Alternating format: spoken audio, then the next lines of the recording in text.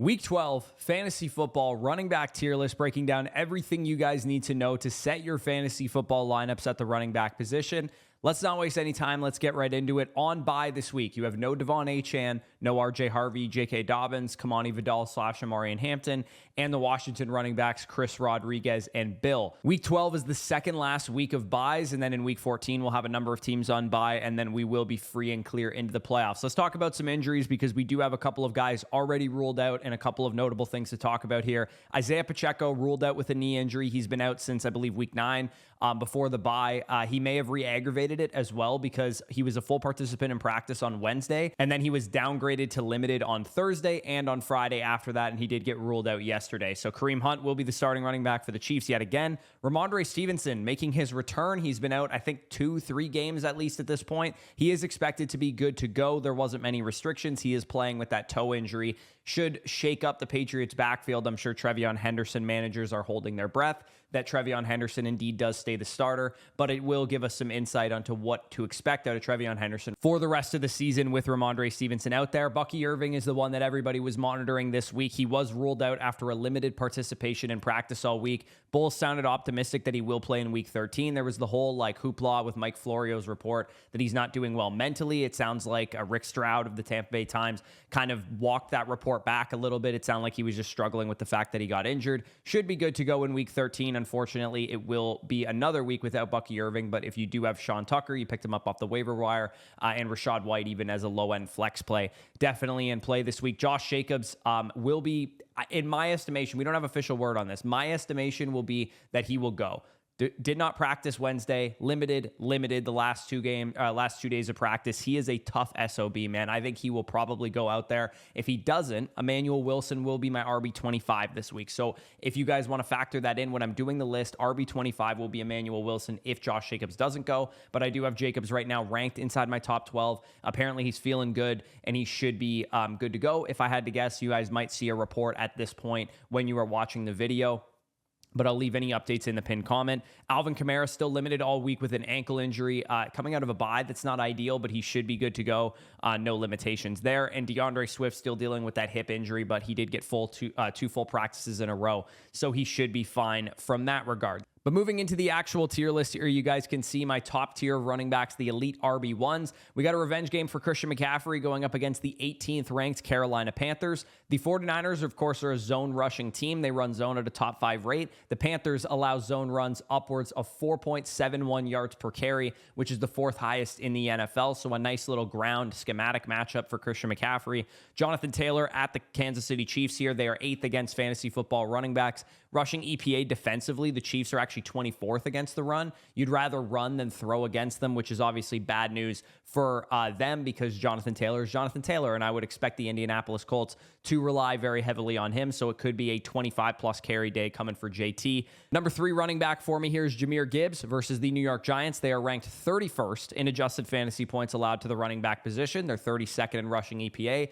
32nd in rushing success rate, 32nd in explosive run rate. Translation, giddy up Jahmyr Gibbs, giddy up the Lions' rushing attack, and also no Jackson Dart in this game for the Giants, so they probably will dominate time of possession, maybe some short fields because Jameis Winston's Jameis Winston.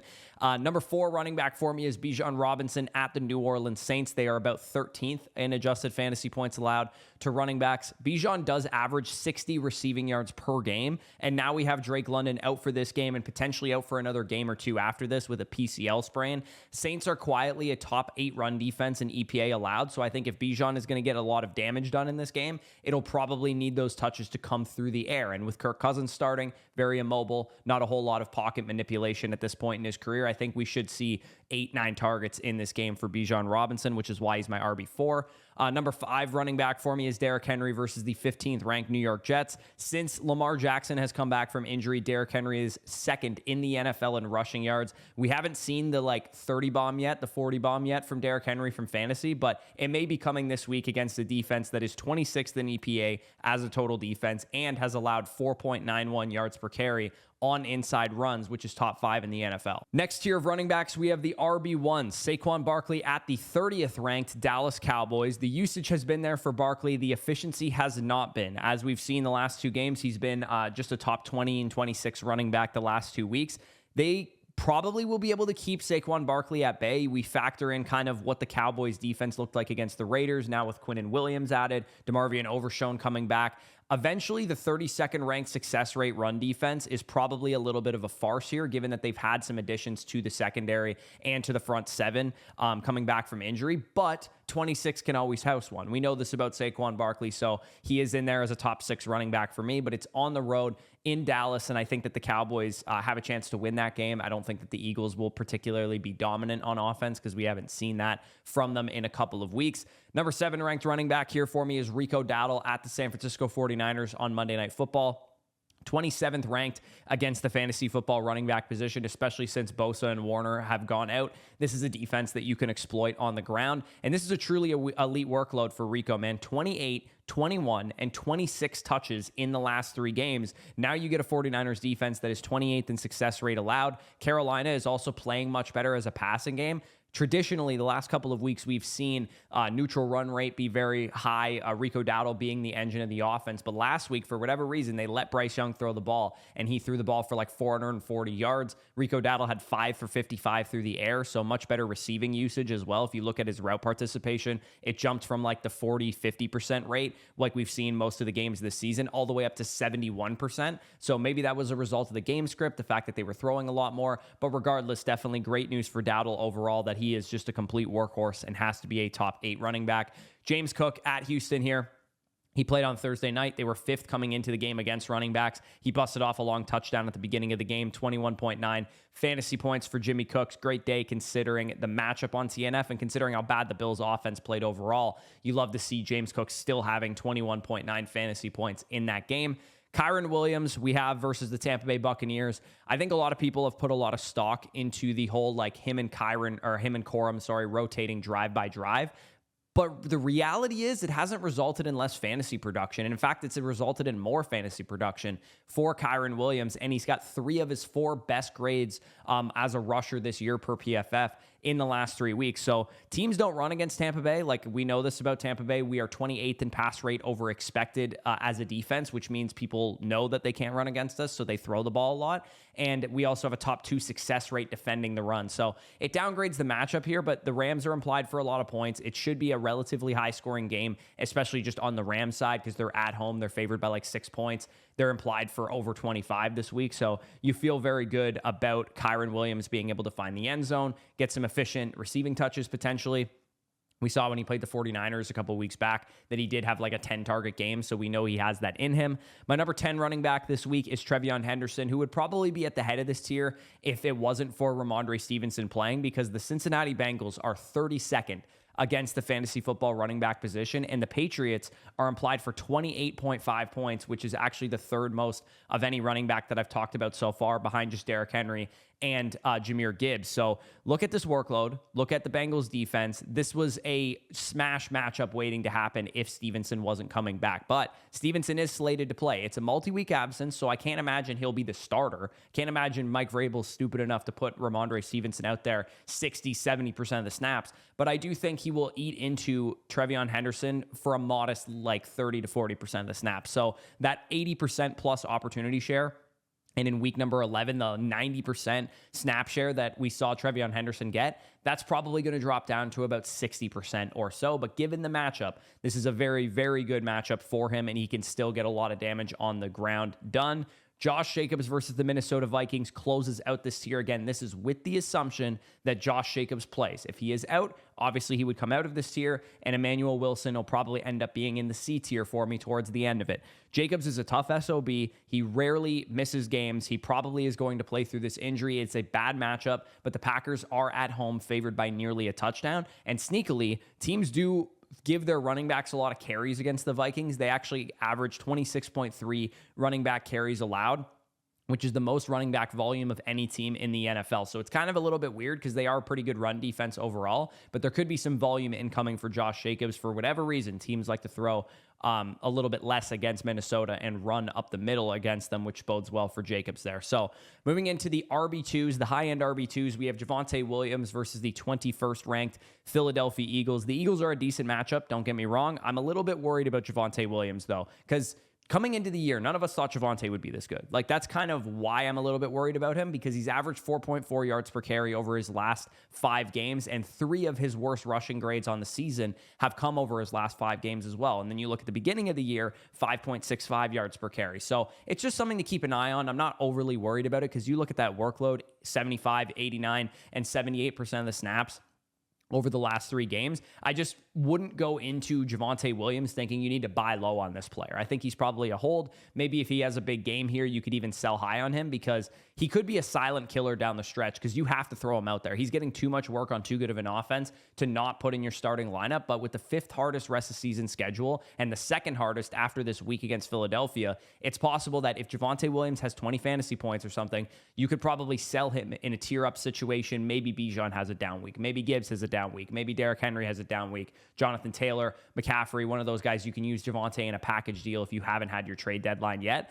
Just something to keep an eye on with Javonte Williams. I don't view him as like a rest of season top 8 running back. He's more of like back end RB1 in my rankings here. Travis Etienne at the Arizona Cardinals, another guy that was coming into the week with an injury. I didn't really talk about this in the injury section, because him and Byshell Tootin are both good to go. Etienne with a shoulder injury and AC sprain. Probably a grade 1, similar injury to what Judkins had, where he went into the bye and he was fully recovered from it coming out of it. And then Tootin had like a low ankle sprain or a medial ankle sprain. It looks like both of them are going to be good to go. 47 carries for the Jaguars duo as a backfield last week. ETN has been a top 13 running back in every game since the bye. Still no Brian Thomas in this one, so I do think they're going to continue to rely on the run. And this matchup is a cakewalk versus the Cardinals. They're 22nd against fantasy football running backs. They're giving up the 6th most explosive runs in football. The Tootin spike is fun. Like, don't get me wrong. I have Byshell Tootin in my home league. I am very excited to see what he can do down the stretch, but as long as Travis Etienne is healthy, this is his job to lose. And I don't think that Tootin will be a major factor in this backfield. Again, maybe a desperation flex play at best in that situation. Number 14 in my running back rankings is Jaylen Warren at the Chicago Bears. They are 26th against fantasy football running backs. This is a top 6 defense for explosive runs, and Jaylen Warren creates explosive runs. Warren was also a guy coming into this week with an injury, but he is not listed on the final injury report. With that ankle, he is good to go. It appears he'll be just fine for Sunday's game.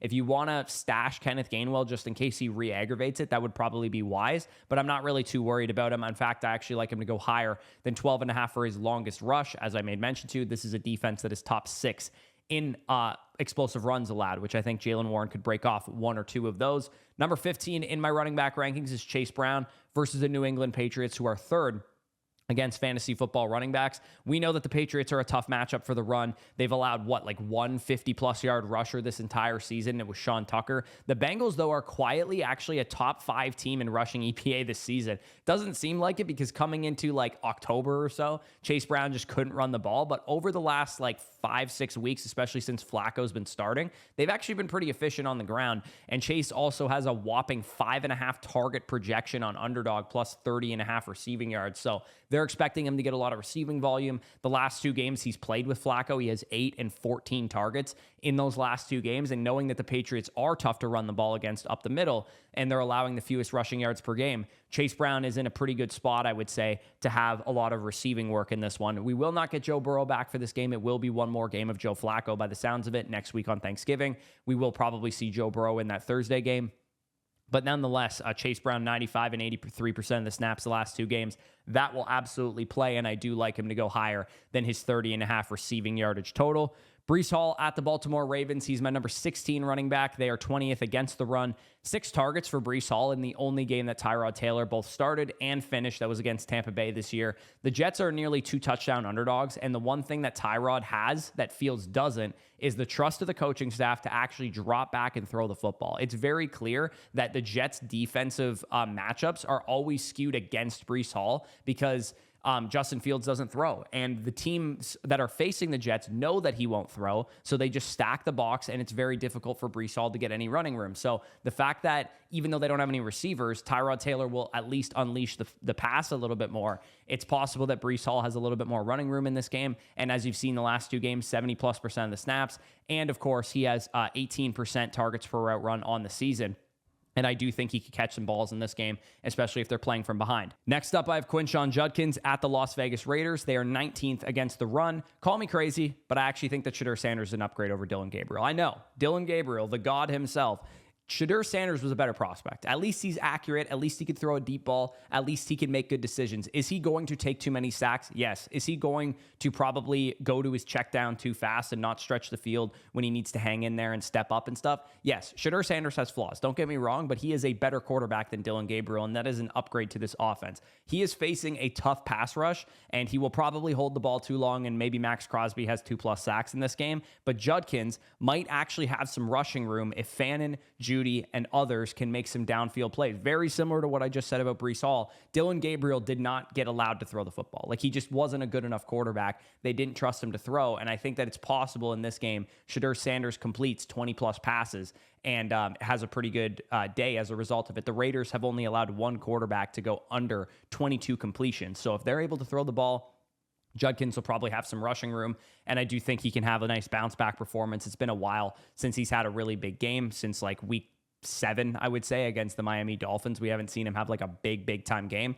Number 18 running back closing out this tier for me is in that same game. Ashton Jeanty versus the 4th-ranked Cleveland Browns. Absolutely brutal matchup for Jeanty, but we did see Derrick Henry run well last week. This O-line sucks, and it's so ass that I think the Browns D-line will just absolutely bully them up front like they did the Ravens last week, but the only way that the Ravens were able to get things done was in the run game. So Jeanty is screwed without a touchdown or without a big play, but the good news is his workload since the bye is absolutely elite. And I think that they're overcorrect a little bit because he only had 6 carries against the Cowboys, and the Raiders will probably give him 20+ touches this week. So even despite the difficult matchup, I do think that given his workload, he is a pretty good bet to go into the end zone. I like him to go higher than 0.5 rushing plus receiving touchdowns. If you guys do want to tail the entry, we just kind of finished it here. It's going to be a 3 pick'em. It is a 8.5x because I had a 40% profit boost in my lobby. Make sure you guys check yours as well. If you guys want to tail that entry, you know what to do. Head on over to Underdog, add in all these guys. If you're new, sign up using the promo code FSE. You'll get $100 in bonus entries on your first $5 play, and you'll also get a 50% deposit match, plus a gimme pick that you can add into this entry as well. Moving in to the next tier of running backs, we have Woody Marks, who, of course, locked in on Thursday Night Football. The usage was great. I mean, 86% of the carries is great for a guy who was kind of just a scat back coming out of college, but he was swapped out in the red zone, only 6.1 PPR points. Not what you were expecting from the Bills matchup. This was a smash spot. He should have been much better than this, so hopefully those of you guys that started him will have better days ahead. David Montgomery is my number 20 ranked running back. This one's really straightforward, man. The Giants, as I talked about with Gibbs, are 32nd in like every major rushing category. I think that David Montgomery will smash this week. I know it's also similar to Judkins, been a couple of weeks since we've seen a big David Montgomery game, but this kind of reeks of David Montgomery and Jahmyr Gibbs combining for like 4 or 5 touchdowns and rushing for 250 yards. Like, this game could be a blowout, and we know what the Giants like to do when they get up, which is just pound you up the middle with David Montgomery, and I think that because of that, he's a top 20 running back play for me this week, even though he has absolutely not been a top 20 running back play for the last couple of weeks. Alvin Kamara, my number 21 running back here, versus the 24th ranked Atlanta Falcons. Kamara quietly has a top 17 opportunity share and is 11th in the NFL in weighted opportunities this season. The problem has not been workload. The workload is honestly like mid RB2 caliber. The performance by Tyler Shuck gave me a little bit of hope before the bye. I bought Alvin Kamara in the Flock League from Sal because he also has a very nice string of matchups ahead of him. He's one of the best schedules down the stretch. And the Falcons, specifically in this matchup, are bottom 5 in rushing EPA and success rate. You can run against this team. And if maybe Alvin Kamara needed a little bit of rest, we know he's been dealing with some ankle injury. Maybe he got some rest over the bye week. This could be a nice string of games together for Alvin Kamara. And I do think that he has a chance to be a really, really smash play this week. So make sure he is in your lineup if you can get him in there. My number 22 running back is Kareem Hunt, also from the 2017 running back class here, versus the 14th ranked Indianapolis Colts. No DeForest Buckner still for the Indianapolis Colts, so they're a little weaker up front.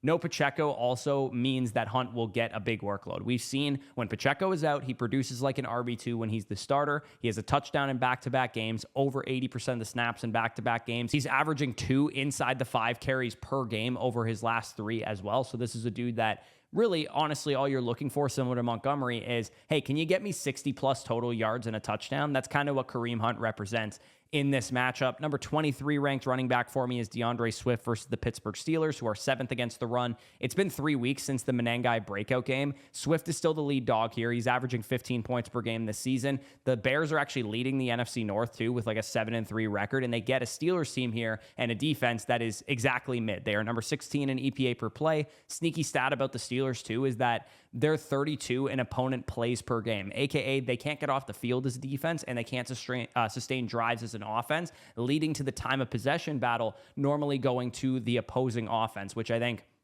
Chicago should be able to run the ball, should be able to throw the ball. I actually really like all of like Colston Loveland, DJ Moore, of course, Romo Dunze, even a Luther Burden upside flex play. I just think that the Bears are going to get a lot done on offense in this game, and I do actually like them to cover 2.5 points as well if you guys are betting this game. Number 24 running back for me is Aaron Jones at the Green Bay Packers, another revenge game. Packers defense is a lot scarier at home than they've been on the road. This is a pretty big split because they're 15th in EPA, 13th in rushing EPA, so they sound like an average defense.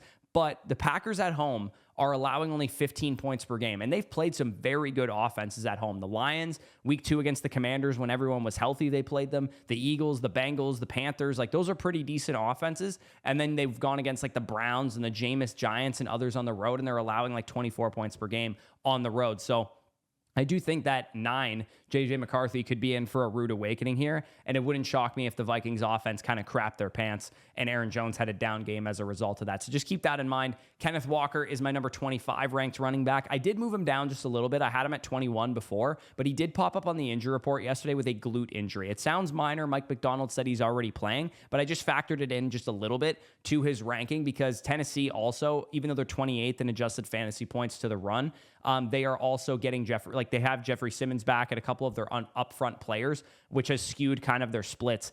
I talked about this in the skyrocketing video on Monday, but inside the 5 carries for Kenneth Walker, weeks 1 to 7, 25% of the team's carries. Now 67% coming out of the bye. Since the bye, 29% short down and distance, weeks 1 to 7, 41% coming out of the bye. 2-minute drill, 5% to 57% in the 2-minute drill. 13% long down and distance to now 29%. He's getting more work. They've talked about him throughout the week, talking about how he's playing well and he deserves more touches. In their 10 games this year, the Tennessee Titans have allowed opponents to rush for 129 yards or more in 8 of them. So this is a team that you can run the ball against, even despite some of the difficult matchups that you have with Jeffrey Simmons up front and playing a lot better there. Moving into the high-end RB3s, I can go a little bit faster here, pretty straightforward.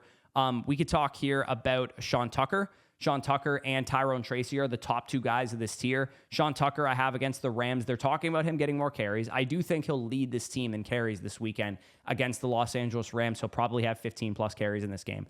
But the Los Angeles Rams are first against the run. This is a very difficult matchup. They are very, very good up front.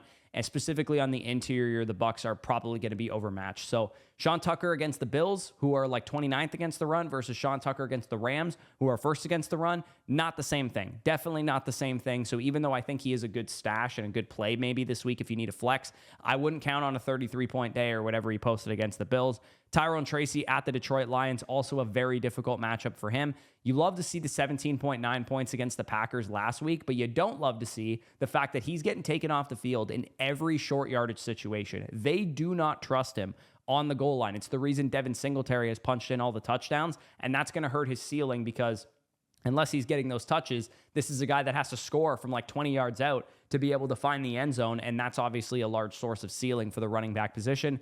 Zach Charbonnet, you could see conversely, his workload is declining since the bye because Kenneth Walker's workload is increasing. His inside the 5 carries have gone down dramatically from 63% on the season to 17% over the last 3 games. Short down and distance snaps on the decline. Long down and distance, 2-minute drill, snap share, rush attempts, all on the decline for Zach Charbonnet. So he is a lot closer to being a handcuff than he is to being an every week starter, but he is in a pretty good matchup this week. So if you need to throw him out there, I don't blame you.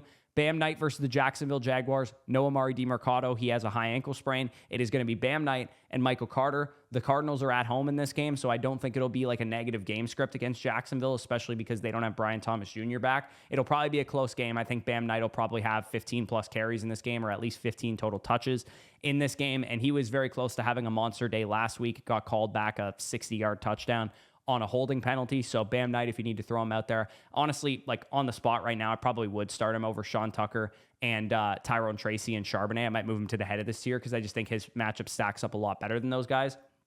Ramondre Stevenson, again, I don't really want to trust Stevenson because he's coming off a multi-week injury, but this matchup is so cupcake that you almost have to if you're looking at a flex option, because when Stevenson got hurt, he was a 70+% snap share starter. Now, I don't think he will be anymore because he's coming off of an injury and Trevion Henderson has balled in his absence, but it is possible that Mike Vrabel does some stupid shit and gives Ramondre Stevenson 2 goal line carries and he punches in 2 touchdowns or something like that. So Ramondre Stevenson, if you need an upside desperation flex, I think he's not a bad option. Same goes for Tajay Spears. They're going to be playing from behind against the Seattle Seahawks, who are like a top 5 NFL team, and the Seahawks are probably going to boat race them. They're 14-point favorites. Tajay Spears could catch 6-7 balls in this game while the Titans are playing from behind. So pretty straightforward on a lot of those guys. Moving into the last tier of running backs here, a desperation play, a flex play, something like that. These are the guys that I'd be willing to throw out there. Kenneth Gainwell, Jaylen Warren coming into the game a little bit banged up. It's an easy matchup. Rachaad White, again,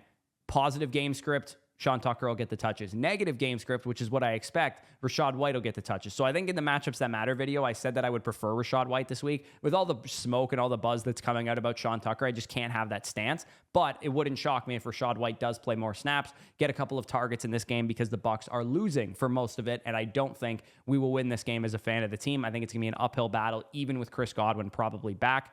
By Shelton, again, ETN coming into the game, he could re-aggravate that injury. Definitely an upside flex piece. Tyler Algier, we know he can punch in touchdowns. Tony Pollard, definitely capable of punching in a touchdown as well. Emmanuel Wilson, again, Josh Jacobs coming into the game banged up. If Emmanuel Wilson is the starter, he would be basically right where DeAndre Swift, Aaron Jones, and Kenneth Walker are in my rankings, and I would probably start those guys ahead of him, but he'd be right after those guys if you are looking to kind of where Emmanuel Wilson slots in, assuming Jacobs is out. And then Devin Singletary, he has a goal line role, so he could punch in a touchdown, and if you needed a desperation flex, he's not a terrible option for that reason.